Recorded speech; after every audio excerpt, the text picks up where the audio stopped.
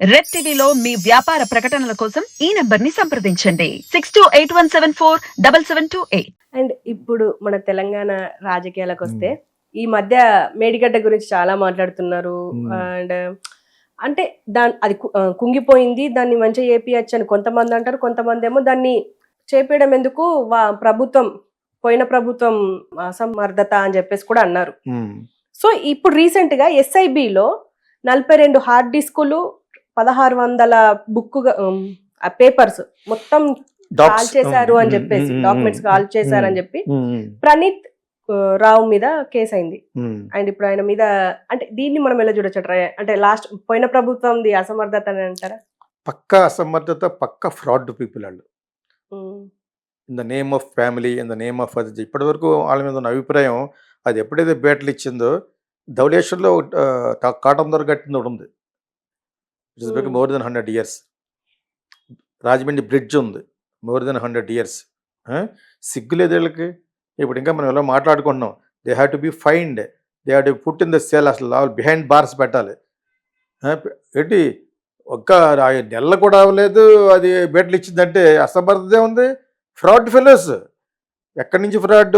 మినిస్టర్లు కానించి, చీఫ్ మినిస్టర్లు కానించి ఫ్రాడ్ చేసుకుంటూ that is the system of our country. ఆఖరికి ఆడ సిమెంట్ బత్తా ఎత్తువాడు కూడా ఫ్రాడే. అన్ని ఫ్రాడ్లు చేసేటోటికి అసమర్థతను ఒక క్షమాపణ ఎందుకు అడుగుతున్నారు? వీళ్ళలో కూడా లూప్ హోల్స్ ఉన్నాయన్నమాట. రేవంత్ రెడ్డి కాంగ్రెస్ గవర్నమెంట్లో ఉన్న వాళ్ళు కూడా కాంట్రాక్ట్స్ అయి ఉంటారు. ఒక క్షమాపణ ఏంటి? క్షమాపణ రిటర్న్ అయిపోతే తీరిపోయింది ప్రజలకి. ప్రజల డబ్బుతోటి నువ్వు లక్షల కోట్లు పెట్టి కట్టింది పడిపోతుంటే ఈ రోజున దానికి క్షమాపణ చెప్పమని అడుగుతాడు Revanth Reddy. That is not correct. ఇప్పటివరకు అతని మీద నాకు ఉన్న అభిప్రాయం కూడా పోయింది. నాకు క్షమాపణ ఏంటి? Fine them. ఈ డాక్యుమెంట్స్ దానికి ఆధారాలు ఎలా పడితే అలా పట్టించారు. Give me the contract, I will bring out all the documents. ప్రతి దానికి ఒక చోటుకి వెళ్ళి ఉంటుంది అది. ఓకే, వీళ్ళు కాల్ చేసినంత మాత్రాన అదేదో రావుగోపాల్ అంటాడు, హిస్టరీ చింపేస్తే చెరిగిపోదు అంటాడు కదా, చెరిపేస్తే చెరిగిపోదు మరి అంటే ఆ విధంగాన వీళ్ళు చింపేసి తగలబెట్టేంత మాత్రం పోయేది ఎక్కడ పడితే అక్కడ పట్టుకోవచ్చు దాన్ని. నిజంగా వాళ్ళకి మనసు ఉండాలి. Where there is a will there is a way. Fraudulent government చేసిన పనికి they have to be find. కాకపోతే ఫ్రాడ్ అన్ని చోట్ల ఉండటం వల్లే ఎక్కడికక్కడే వాళ్ళు చాప కింద నీరులాగా సైలెంట్ అయిపోతారు. Why is not take action? వాళ్ళందరూ కలిసి వెళ్ళి చూద్దాం అన్నప్పుడు దే ఇన్వైటెడ్ ప్రీవియస్ గవర్నమెంట్ లో ఉన్న మినిస్టర్, వాళ్ళు ఎందుకు రాలేదు మరి?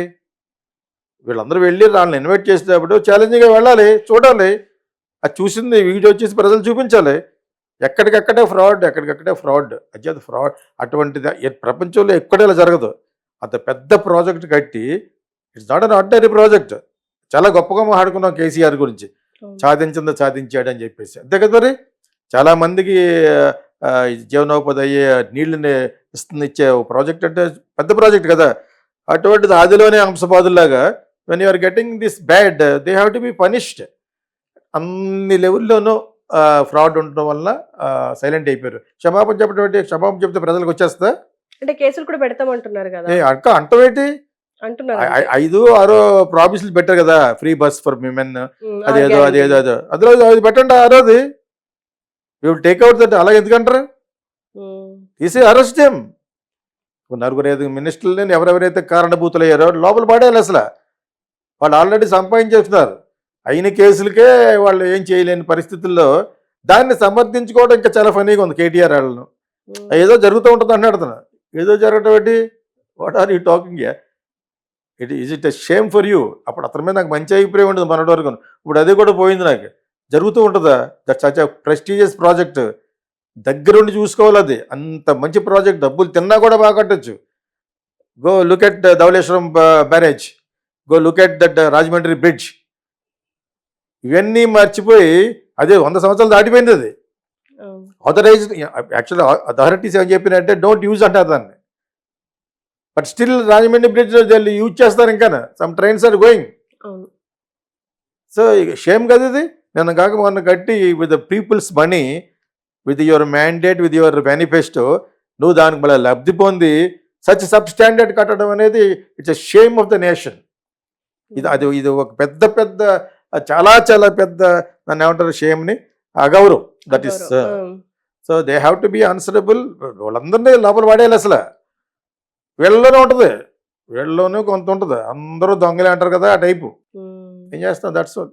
అండ్ ఇప్పుడు కాంగ్రెస్ ప్రభుత్వం విషయానికి వస్తే, ఇప్పుడు పార్లమెంట్ ఎన్నికలు ఉన్నాయి కాబట్టే ఇప్పుడు వీళ్ళంతా సైలెంట్గా ఉంటున్నారు. ఈ పార్లమెంట్ ఎన్నికల తర్వాత ఖచ్చితంగా నేనంటే నేను సీఎం అని చెప్పేసి కొట్టుకుంటారు అని చెప్పేసి, అంటే ఇంతకు ముందు ప్రభుత్వంలో లేనప్పుడు కూడా అలాగే జరిగాయి కదా గొడవలు, ఇప్పుడు కూడా అలాగే జరుగుతాయి అని చెప్పేసి చాలా మంది విశ్లేషకులు, ప్రజలు కూడా అనుకుంటున్న విషయం ఇది. మీరేమంటారు? ఇచ్చి రేవంత్ రెడ్డి యాక్చువల్గా తెలుగుదేశం, అండ్ నెక్స్ట్ మళ్ళీ కేసీఆర్ తెలుగుదేశమే. వాళ్ళ కొడుకులకే రామారావు గారి పేరు పెట్టాడు. ఇది ఓపెన్ సీక్రెట్ కదా.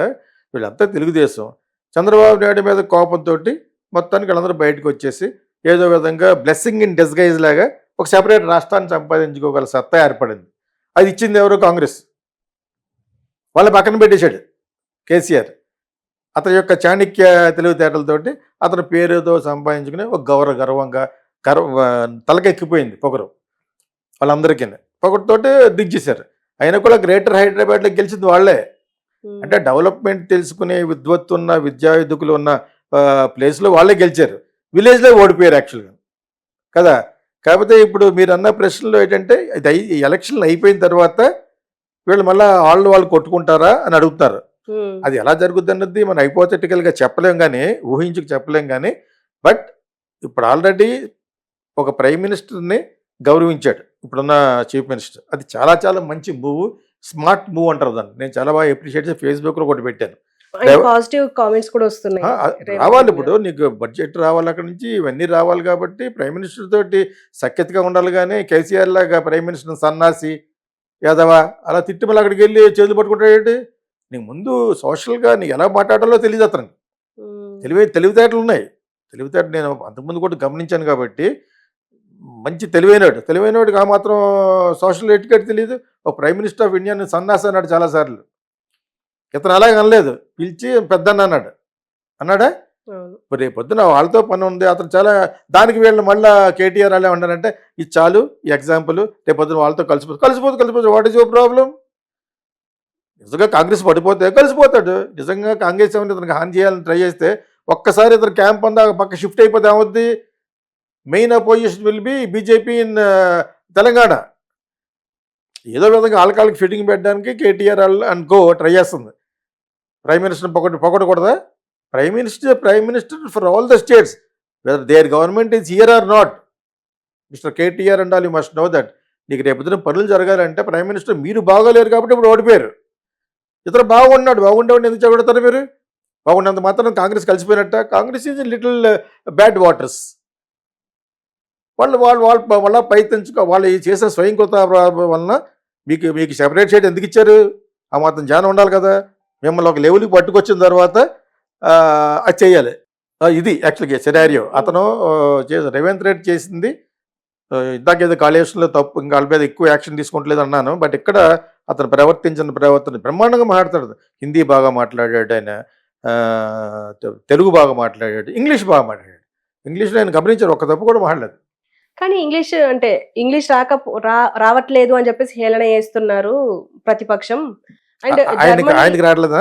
జర్మనీ, జపాన్ లో ఇంగ్లీష్ లేకుండానే ముందుకెళ్తున్నారు కదా. వాళ్ళు అసలు ఒక ముక్క కూడా ఇంగ్లీష్ మాట్లాడరు, కానీ దేశాలను ముందుకు తీసుకెళ్తున్నారు. వాళ్ళకి ఇంకా నాకు అర్థమైంది, వాళ్ళకి ఇంకే వంక లేక ఇది పెడుతున్నారు. Revanth Reddy is much more efficient than KCR.